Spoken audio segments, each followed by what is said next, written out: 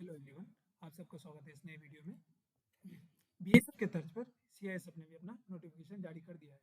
जो एस यानी ASI inspector sub inspector जो पोस्ट है, असिस्टेंट सब इंस्पेक्टर पोस्ट, ये स्टेनोग्राफर के लिए निकला है और हेड कांस्टेबल जो है वो मिनिस्ट्रियल वाला पोस्ट के लिए बहाली निकाला है। तो इसका जो ऑनलाइन एप्लीकेशन स्टार्ट होगा वो 26/9/2022 से लेकर के 25/10/2022 के 5 बजे तक हम लोग इसको फिल कर सकते हैं। और इसमें ये मेंशन किया गया है कि जो भी कैंडिडेट होगा मेल फीमेल वो इंडियन सिटीजन होना चाहिए, बाहर का कोई भी नागरिक नहीं हो। जैसे हम लोग पहले भी देख चुके हैं इंडियन नेवी, इंडियन एयरफोर्स और इंडियन आर्मी में कि नेपाल और भूटान के भी जो एप्लीकेंट्स थे उसको भी मौका दिया जाता था, लेकिन इसमें इंडियन नागरिक ही होना चाहिए। जो एएसआई सब स्टेनोग्राफर का जो पोस्ट है वो उसका पे मैट्रिक्स जो है वो लेवल 5 में आता है, जो 29,200 से लेकर 92,300 के बीच में वेरी कर ये मतलब आता है। और हेड कांस्टेबल मिनिस्ट्रियल वाला जो पोस्ट है तो वो लेवल 4 में आता है, जो 25,500 से लेकर 81,100 के बीच में आता है। और हम लोगों को पता है कि 1 जनवरी 2004 से न्यू पेंशन स्कीम लागू हो गया है, हो गया था। जो अभी जितने भी सरकारी एम्प्लॉइज हैं तो उसको न्यू पेंशन स्कीम के थ्रू पेंशन मिलता है, जो भी 2004 के बाद बहाली हुई, 1 जनवरी 2004 के बाद बहाली ली है।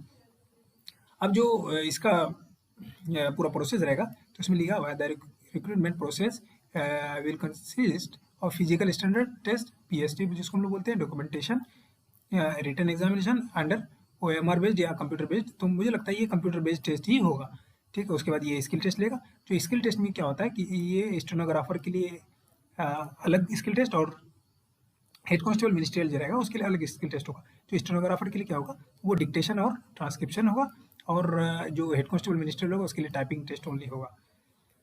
आगे हम लोग देखते हैं तो ये हम लोगों को यहाँ पे क्लियर बताया गया कि ये जो भी होगा ये ऑनलाइन मोड में ही होगा। तो ये OMR सीट बेस्ड जो हम लोग पहले ऑफलाइन में एग्जाम देते थे ये नहीं होगा, ये ऑनलाइन बेस्ड ही होगा एग्जाम। और फिजिकल स्टैंडर्ड और ये मेडिकल स्टैंडर्ड टेस्ट जो होता है तो सबसे पहले हम लोगों का ऑनलाइन बेस्ड एग्जाम होगा, उसके बाद फिजिकल होगा, उसके बाद स्किल टेस्ट, सॉरी उसके पहले यानी कि ऑनलाइन पहले सीबीटी होगा, उसके बाद स्किल टेस्ट होगा, उसके बाद फिजिकल होगा, उसके बाद यानी कि मेडिकल होगा, उसके बाद डॉक्यूमेंटेशन होकर के फाइनल मेरिट लिस्ट बनेगा, ठीक है। अब हम लोग आते हैं, अब हम लोग आगे डिस्कस करेंगे कि ये जो शॉर्ट हैंड वाला बंदा होता है वो क्या क्या काम करता है, उसको कैसे लिया जाता है, वो सारा कुछ हम लोग डिस्कस करेंगे आगे। जो ये स्टेनोग्राफर वाला पोस्ट है वो एएसआई के लिए है, और ये टाइपिंग टेस्ट जो हेड कांस्टेबल मिनिस्ट्रियल के लिए है। चलिए आगे हम लोग देखते हैं कि ये इस एग्ज़ाम का जो जितना भी एडमिट कार्ड होगा वो ऑनलाइन मोड के थ्रू ही आपको मिलेगा, जो हम लोग प्राप्त कर सकते हैं कहाँ से। एक तो सर सीआईएसएफ के ऑफिशियल वेबसाइट से www.cifrect.in पे जाकर के, और दूसरा हम लोग कोई भी जैसे साइट है सरकारी रिजल्ट हुआ, राष्ट्रीय वो रोजगार होगा, रोजगार साइट हुआ, जो भी साइट है वहाँ से जाके हम लोग इसका एडमिट कार्ड डाउनलोड कर सकते हैं। और एक चीज़ बहुत महत्वपूर्ण दिया हुआ है यहाँ पे, क्या कि the post are temporary but likely to be permanent. ये थोड़ा मुझे मतलब पहली बार मैं देख रहा हूँ इसका, जो भी अगर आप लोगों को इस बारे में कुछ पता है या आपको है तो आप लोग जरूर कमेंट करें। अब हम लोग पे स्केल में आते हैं। असिस्टेंट सब इंस्पेक्टर जो स्टेनोग्राफर का वो पे स्केल हम लोग पहले भी डिस्कस कर चुके हैं कि लेवल 5 में है, 29,200 से ले 92,300 तक है, ठीक है। और इसमें अदर अलाउंसेस जितना भी है वो ऐड होगा, तो ये हैंडसम अमाउंट आपको मिल जाएगा, हैंडसम सैलरी जिसको हम कहते हैं वो आपको मिल जाएगा। और जो हेड कांस्टेबल वाला है तो वो 25,500 से लेकर 81,100 के बीच में, और जो इतना भी अदर अलाउंसेस है जैसे मेडिकल अलाउंसेस हो गया, HRA हो गया, DA हो गया, TA हो गया, हार्डशिप अलाउंसेस हो गया, जितना भी है वो सारा कुछ मिल करके अप्रोक्स 40 से 45 के बीच में आपको मिल जाए। ये अलग अलग जगह में वेरी करता है पूरे ऑल ओवर इंडिया में। जहाँ पे हार्ड एरिया होता है वहाँ पे कुछ ज़्यादा हार्डशिप अलाउंस मिलता है, जहाँ यानी कि 3 कैटेगरी में बांटा जाता है सभी सिटीज़ को XYZ, तो उसके बेस पे मिलता है। और यहाँ पे मेंशन किया हुआ है candidate must be citizen of India. तो यहाँ पे कोई बाहर का जो नेपाल भूटान का भी भरता था फॉर्म तो उसको बिल्कुल ही मौका नहीं दिया गया है। और इसमें आते हैं आप कि वैकेंसीज कितना कितना है, तो यानी कि एएसआई स्टेनोग्राफर वाला जो पोस्ट है उसके लिए कितना है, जनरल में 40 है, मेल जनरल मेल में 40 है और फीमेल में मात्र 6 है। और जो डिपार्टमेंट का जो भी है बंदा बढ़ेगा उसके लिए जनरल, जो डिपार्टमेंट में जो जनरल बंदा है उसके लिए 11 है। तो टोटल जनरल में ये 57 वैकेंसीज है, और ये ST SC OBC EWS सब मिला करके टोटल एएसआई स्टेनोग्राफर में 122 वैकेंसीज है। और हेड कांस्टेबल मिनिस्ट्रियल वाला में अगर हम लोग देखें तो इसमें जनरल मेल में 132 है, जनरल फीमेल में 17 है, और जनरल जो डिपार्टमेंट वाला रहेगा उसके लिए 33 वैकेंसी। जनरल को हम लोग जो अनरिजर्व भी कहते हैं, ये जो यूआर है ना, हम लोग उसको अनरिजर्व कहते हैं। तो और बाकी जो एससी एसटी ओबीसी ईडब्ल्यूएस सब मिला करके जो ये वैकेंसीज है, इसका टोटल जो है 418 वैकेंसीज है हेड कांस्टेबल मिनिस्ट्रियल के लिए। ठीक है, और हम लोग अभी आगे और देखते हैं कि इसमें क्या क्या दिया हुआ। तो इसका जो भी मतलब क्राइटेरिया है, एजुकेशन यानी कि एजुकेशनल क्वालिफिकेशन से रिलेटेड हेड कांस्टेबल मिनिस्ट्रियल और एएसआई स्टेनोग्राफर के लिए, तो वो क्या है कि 10+2 होना चाहिए। जो भी कैंडिडेट इसमें पढ़ेगा उसको सीनियर सेकेंडरी स्कूल सर्टिफिकेट जो है 10+2 का उसके पास होना है, कोई भी रिकॉग्नाइज बोर्ड या यूनिवर्सिटी से होना चाहिए। ठीक है, और एज लिमिट अगर हम लोग देखें तो ये 18 से 25 के बीच में जो भी एप्लीकेशन होगा वही भर सकता है। तो इसमें ये भी मेंशन कर किया गया है कि एकदम एग्जैक्ट कि भाई आपको कितना से कितना के बीच में आपका एज है तो आप भर सकते हैं। तो ये पहला है कि 26/10/1997 से लेकर के 25/10/2004 के बीच में जो भी कैंडिडेट होगा वो भर सकता है इसको इस फॉर्म को। अब इसमें ना कुछ कुछ जगह एज रिलैक्सेशन भी दिया जाता है। अब जो एज रिलैक्सेशन किसके लिए दिया गया है, तो ये है ना मतलब शेड्यूल कास्ट शेड्यूल ट्राइब जो एससी एसटी में बोलते हैं उसको लिए 5 साल का रिलैक्सेशन दिया गया। ओबीसी के लिए 3 साल का दिया गया। और डिपार्टमेंट वाला में जो बंदा है उसको मतलब एससी एसटी डिपार्टमेंट में जो है तो उसको 45 साल के एज तक भर सकता है वो। और जो ओबीसी जनरल और ईडब्ल्यूएस वाला बंदा है डिपार्टमेंट में उसको 40 साल के एज तक भर सकता है।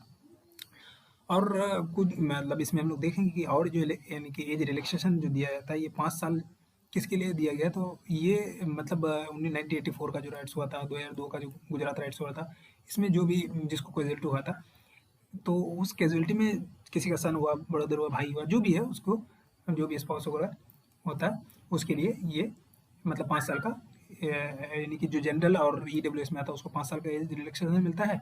और ये ओबीसी के लिए 8 साल का मिलता है जो राइट्स में जिसको नुकसान पहुंचा था। और जो एससी एसटी है उसको 10 साल का मतलब छूट दिया गया है। ठीक है, और ये एक्स सर्विसमैन के लिए, तो एक्स सर्विसमैन के लिए हम जितना भी एक्स सर्विसमैन मेरे भाई बंधु जो पढ़ेंगे उसको तो पता ही होगा एक्स सर्विसमैन, क्योंकि वो सर्विस कर ही रहे हैं तो सारा कुछ उसको पता रहेगा। तो हम लोग आगे डिस्कस करते हैं क्या इसका जो फिजिकल स्टैंडर्ड क्या होगा। तो फिजिकल स्टैंडर्ड जो होगा जो नॉर्मल आदमी के लिए, नॉर्मल मेल के लिए, मतलब ये जनरल इसके लिए होगा तो वो 165 सेंटीमीटर है। और 155 मेल फीमेल के लिए, 165 मेल के लिए, 155 फीमेल के लिए। ठीक है, अब इसमें है ना, इसमें भी कुछ छूट दिया गया है कि जो भी मतलब ये सब कैटेगरी से आते हैं तो ये अदर स्टेट से आते हैं, जैसे हो गया सिक्किम हो गया, नागालैंड हो गया, अरुणाचल प्रदेश हो गया, मणिपुर हो गया, त्रिपुरा हो गया, मिजोरम, मेघालय, असम, अदर स्टेट ये जितना भी यहाँ पे मेंशन किया हुआ है जम्मू कश्मीर तक। तो इसको इन सभी स्टूडेंट सबको जो यहाँ से बिलोंग करते हैं उसको फिजिकल स्टैंडर्ड में भी थोड़ा छूट दिया गया है। 162.5 सेंटीमीटर का इसका रखा गया है। और फीमेल के लिए 150 सेंटीमीटर रखा गया है। अब हम लोग चेस्ट में आते हैं। फिजिकल स्टैंडर्ड का जो चेस्ट का जो मेजरमेंट होता है तो उसमें नॉर्मल के लिए है 162 सॉरी इसमें चेस्ट में जो है तो वो है मतलब 77 से लेकर 82 के बीच में होना चाहिए, जो एक्सपेंशन होने के बाद मतलब। तो ये एक्सपेंशन दिया हुआ है 5 सेंटीमीटर। और फीमेल के लिए नॉट एप्लीकेबल है। जो मेल के लिए जो मतलब एससी यानी एसटी जो कैंडिडेट आते हैं शेड्यूल ट्राइब से आते हैं तो उसके लिए 76 से लेकर 81 सेंटीमीटर दिया गया है। 5 सेंटीमीटर वो एक्सपेंशन के लिए दिया गया है। ठीक है, अब वेट जो है तो वेट का यहाँ पे क्लियर मेंशन किया हुआ है कि आपका वेट आपका हाइट और एज के अकॉर्डिंग जो मेडिकल पैरामीटर्स होता है उसके यहाँ पे आपको होना चाहिए। मेडिकल पैरामीटर्स में आपका हाइट जितना है और एज जितना है उसके हिसाब से अलग अलग डेटा बना हुआ है कि भाई इतना से इतना के बीच में हो तो इतना आपका वेट होना चाहिए, तो उसी के हिसाब से आपका वेट होना चाहिए। अब इसका मतलब स्किल टेस्ट में आपको बताते हैं। अब यहाँ पे हम क्लियर करते हैं कि ये ऐसा स्टेनोग्राफर में जो स्किल टेस्ट होता है तो उसको हम लोग मतलब बोलते हैं डिक्टेशन एंड ट्रांसक्रिप्शन। डिक्टेशन क्या होता है कि जैसे मतलब ये ऐसा स्टेनोग्राफर में ना कोई भी आपको एक पैराग्राफ सुनाया जाएगा, एक नॉर्मल स्पीड में हम लोग बोला जाएगा, आपको आपके सामने बोला जाएगा, आपको उसी में उस लगभग 80 की स्पीड से लिखना है, मतलब 80 वर्ड पर मिनट की स्पीड से आपको लिखना है। तो जनरली उसमें ऐसे ऐसे कुछ होता है, ये ऐसे होता है, ये अगर हम ऐसे कर दिए तो दे बन जाता है, ये ऐसे किए तो आर बन जाता है। तो ये सिंपली उसका यानी कि लिखा जाता है। और फिर ये लिखने के बाद आपको फिर टाइम दिया जाता है कि उसी को आप टाइपिंग करके फिर उसके समक्ष रखिए कि हाँ भाई मैंने जो आपने बताया मैं उसी सेम मतलब आपके इसमें मैं टाइप किया, ट्रांसक्रिप्ट किया और उसको थमा दिया, तो वो वहाँ चेक करेगा। जो आपका है ना ट्रांसक्रिप्शन जो ये होना होगा, तो वो 50 मिनट का रहेगा, जो इंग्लिश वाला रहेगा, और जो हिंदी में रहेगा तो वो 65 मिनट का दिया जाता है टाइम, क्योंकि हिंदी थोड़ा टफ है, उसमें बहुत मतलब शॉर्ट की याद रखना पड़ता है। और अदर जो क्वालिफिकेशन है ये तो हो गया आपका एएसआई स्टेनोग्राफर के लिए, जो मतलब डिक्टेशन और ट्रांसक्रिप्शन होगा। अब जो ये हेड कांस्टेबल मिनिस्ट्रियल के लिए जो रहेगा, उसके लिए स्किल टेस्ट में क्या रहेगा, तो ये इसके लिए सिर्फ टाइपिंग टेस्ट रहेगा। जो इंग्लिश में रहेगा तो उसको 35 वर्ड पर मिनट करना है इंग्लिश, और जो हिंदी रहेगा, जो भी हिंदी में टाइपिंग करना चाहे तो उसको 30 वर्ड पर मिनट टाइपिंग करना पड़ेगा। ठीक है। अब 35 वर्ड यानी कि पर मिनट जो इंग्लिश में रहेगा, इसमें यहाँ पे क्लियर मेंशन किया गया है, तो हिंदी यानी कि जो 35 वर्ड पर मिनट इंग्लिश वाला रहेगा उसको 1 घंटा में 10,500 की डिप्रेशन करना पड़ेगा, और जो हिंदी वाला रहेगा उसको 9,000 की डिप्रेशन मतलब 1 घंटा में करना पड़ेगा। ठीक है। अब मेडिकल स्टैंडर्ड में आ जाते हैं, तो मेडिकल स्टैंडर्ड का यहाँ पे नीचे इसका दिया हुआ है कि भाई बॉडी पे कोई टैटू टू नहीं होना चाहिए, और जनरली आपका यानी कि बॉडी पे टैटू ना ही हो तो अच्छा है। और अगर राइट हैंड में है तो आपको बहुत मुश्किल होने वाला है, क्योंकि राइट हैंड में हम लोग राइट हैंड से ही सैल्यूट करते हैं, तो राइट हैंड में आपका टैटू वगैरह नहीं होना चाहिए। और जहाँ भी आपका टैटू है तो टैटू बहुत छोटा मतलब 1/4 किसी भी पार्टिकुलर इसका होना चाहिए। तो ये क्लियर मेंशन किया गया। और आई मतलब आई साइड जो है ये आपका अगर 6/6 है तो बेटर है, आप जाके चेक करा सकते हैं जहाँ भी। और जो ये कलर विजन है ये इसमें इसके बीच में रखा है, सीपी थर्ड के बीच में वो होना चाहिए। और आगे हम लोग इसका देखेंगे कि इसमें और कुछ ऐसा कुछ है नहीं, जो भी अगर आप लोगों को यानी कि क्वारी और ये है तो आप लोग यानी कि कमेंट के माध्यम से पूछ सकते हैं। और इसका जो एग्ज़ाम सेंटर है उसके बारे में हम लोग थोड़ा डिस्कस कर लेते हैं कि ये इसका एग्ज़ाम सेंटर कहाँ का बनेगा।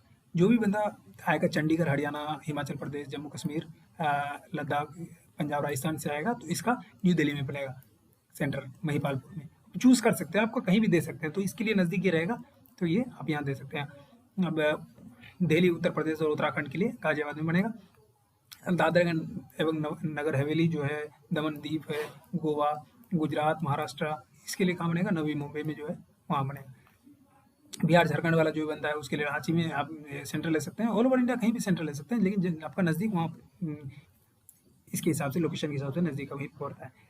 और आंध्र प्रदेश हो गया, कर्नाटक हो, इसके लिए ये सब जितना भी स्टेट इसमें दिया हुआ है, तो इसके लिए आपका तमिलनाडु सबसे नज़दीक पड़ेगा। उसके बाद ये आ गया वेस्ट बंगाल और सिक्किम वगैरह, इसके लिए कोलकाता एक सीआईएसएफ का बटालियन है, तो यहाँ पे सेंटर बन सकता है। ये सारा कुछ आपका इसमें मेंशन किया हुआ है, और इसमें कुछ खास ऐसा है नहीं। हाँ, एक चीज़ और कि अब जैसे आप जो भी फॉर्म भरते समय आप भरेंगे तो ये आपका फ़ोटो और जितना भी होगा तो वो 20 से 50 केबी में होना चाहिए, जेपीजी फॉर्मेट में होना चाहिए।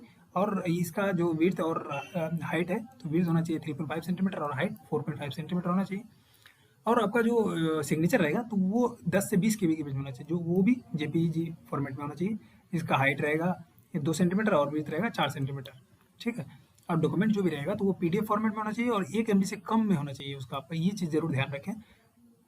लास्ट डेट यहाँ पे मेंशन किया हुआ है कि 25/10/2022 तक 5 बजे पीएम तक आप फॉर्म भर सकते हैं।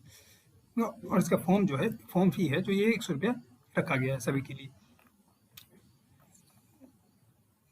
जी, सॉरी, यहाँ पे 100 रुपया जो है वो सभी के लिए नहीं है। जो मतलब 100 रुपया मुझे लगता है कि वो ईडब्ल्यूएस और ओबीसी और जनरल वालों के लिए है, बाकी एससी एसटी के लिए मेरे ख्याल से ये फी नहीं है। यहाँ पे लिखा हुआ है एग्जाम फ्रॉम द फी, यहाँ पे एससी एसटी जितने भी कैंडिडेट एससी एसटी बिलोंग करते हैं उसके लिए यहाँ पे फी नहीं रखा गया।